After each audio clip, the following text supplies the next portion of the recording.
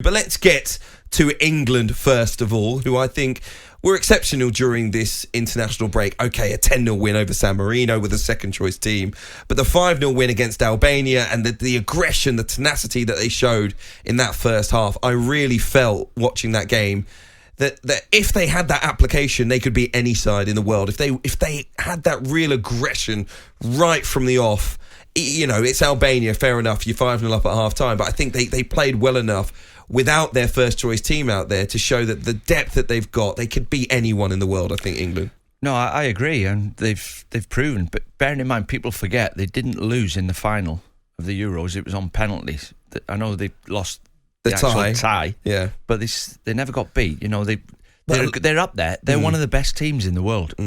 England are one of the best teams in the world, and they've got a squad that's one of the best squads in the world. It's not as if they've just got a starting 11, and then behind it there's not a lot coming through. But they've, as well as the players they've got sitting on the bench, they've got the likes of Smith Rowe coming through, and you know, these players, these youngsters coming through, which are really good Conor players. Gallagher as well. made his debut. Emil Smith-Rowe made his debut. Since you bring them up, Aaron Ramsdale in goal had a debut during this international break as well. 50 debutants under Gareth Southgate now. Do you feel, though, that some of those young players are being brought into the England side maybe too soon? No, I think... I mean, if you can't play him against San Marino, and that's another story, by the way. I don't know what's going to have to be done with San Marino. Nothing. What are you talking about? I don't know. We'll get to that in a second. Yeah, I mean, I heard the manager say there's a win around the corner, but they haven't won for about how many games? Years, probably. Yeah. But no, it's a great opportunity to play them, and they get used to the training with the top players. They get used to the routine that Gareth Southgate got. They get most of all, they get used to his team talks and the way he speaks and what he's asking them players to do that are starting.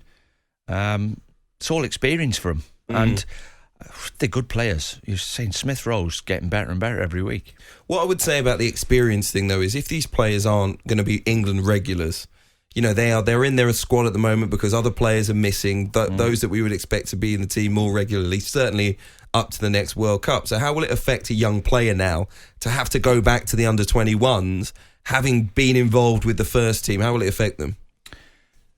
Well, the strong characters come through. We've seen players go back to the under-21s, think they're better than they are, and see it as a slap in the face to go back, I don't want to play in this anymore. I've played with the big boys.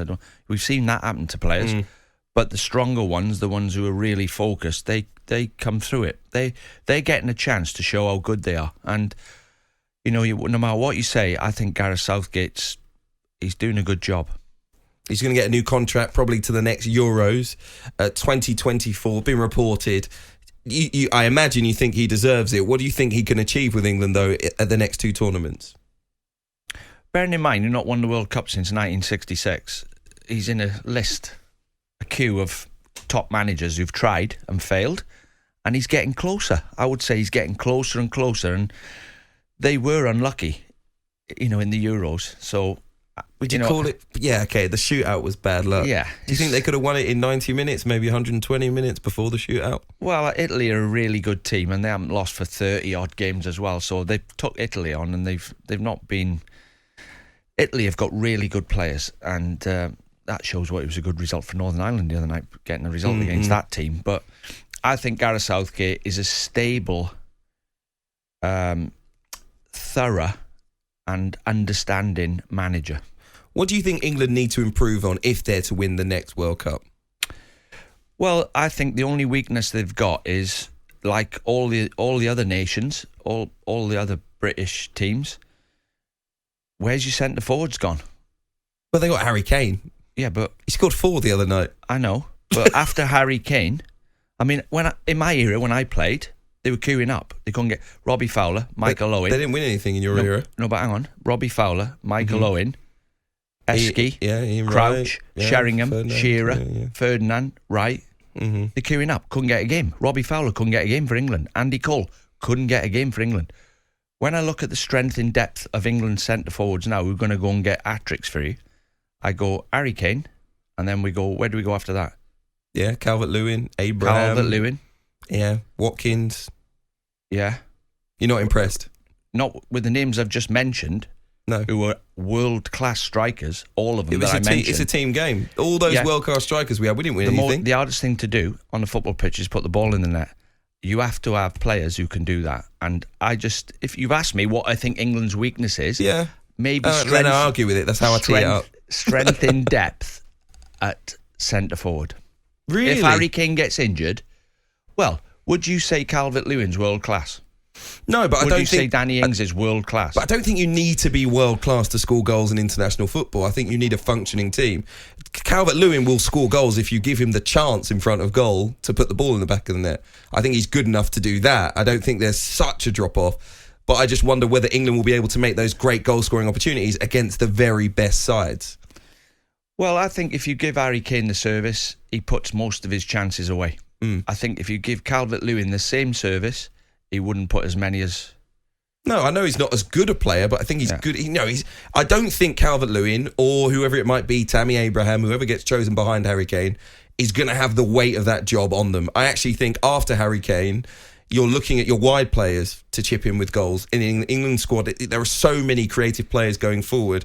You got to look at your Phil Fodens and say, can you score more goals? Can Raheem Sterling score more goals? Can Jack Grealish score more goals? Who's supporting Harry Kane? It's not just about the number 9. Well, no, it is. It is. You've got to have someone in the 6-yard box. You've got to have someone who turns a back pass into a goal. Yeah, you got to get the ball into the 6-yard box. If you can't do that, he's not going to score. It doesn't matter if it's Messi or Ronaldo or anyone else. Yeah, but you can't ask Phil Foden to do the same job as Harry Kane. We're on about goal getters. If you go to the World Cup and Harry Kane gets injured, what are you going to do? What are England going to do if Harry Kane got injured? Well, I actually think the way that we're discussing it, England are virtually there. If that's the only thing that we can pick out and you say... asked me. So I'm not arguing with you on this. I'm just saying that I think England are in a very good place right now, given that we're talking about a guy who scored 7 goals in the last 2 games and saying if he's injured, that's going to be our only major concern. I think England have that depth. They have a squad as good as anyone else. And I actually hope that they go and win the World Cup. And I just hope that they can keep that team cohesion because the spirit is there right now. Yeah, I enjoyed this international break for England, and I'm glad they're on the way to the World Cup. Do you know what, though, Hugh? It's not just England that are struggling. Wales haven't got many strikers. We're going to come to Wales. We're going to come to Scotland too. We'll come to them later on this hour.